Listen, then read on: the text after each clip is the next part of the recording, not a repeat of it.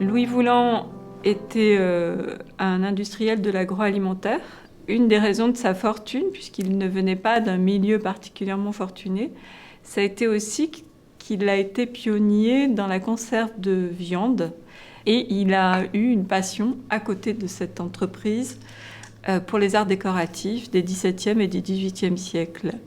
À sa mort, il avait rédigé un testament dans lequel il léguait à la Fondation de France son hôtel particulier, le musée Vouland aujourd'hui, ses collections d'art décoratif XVIIe, XVIIIe et un patrimoine immobilier à Avignon. On a l'atmosphère des salles d'exposition temporaire qui est contemporaine et on a l'atmosphère du musée d'ambiance. Ces collections d'art décoratif dans le musée d'ambiance sont un peu figées. La manière qu'on a de les faire vivre, c'est de créer de nouveaux dialogues à chaque exposition. On va glisser des éléments de l'exposition temporaire à la manière d'un collectionneur qui va, par exemple, acquérir une toile, un dessin de Marcel Dumont et qui va se dire « mais comment je vais l'intégrer dans mon intérieur de collectionneur ?» L'exposition de Marcel Dumont s'est concentrée sur le thème des Alpilles parce que nous devons avoir un lien avec la région dans nos expositions et aussi parce que Marcel Dumont était né en 1921 et c'était l'occasion de célébrer le centenaire de sa naissance. C'est assez intéressant puisque Marcel Dumont n'est pas un peintre originaire de Provence du tout. Il a eu un choc en découvrant les Alpilles et ça a complètement bouleversé son travail de peintre.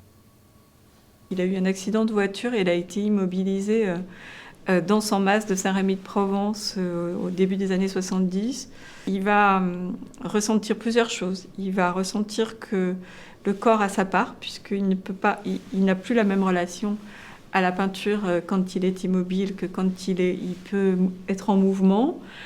Il va essayer de transcrire l'épaisseur du temps ou le temps qu'il fait, mais aussi le temps qui passe et de faire ressentir dans sa peinture et dans ses dessins le fait que le paysage, l'abricotier sous lequel il est vivant, est en mouvement et on s'aperçoit qu'il y parvient, notamment dans ses encres qui ont un côté très vibrant, qui restitue cette sensation qu'il y a quelque chose qui n'est pas figé.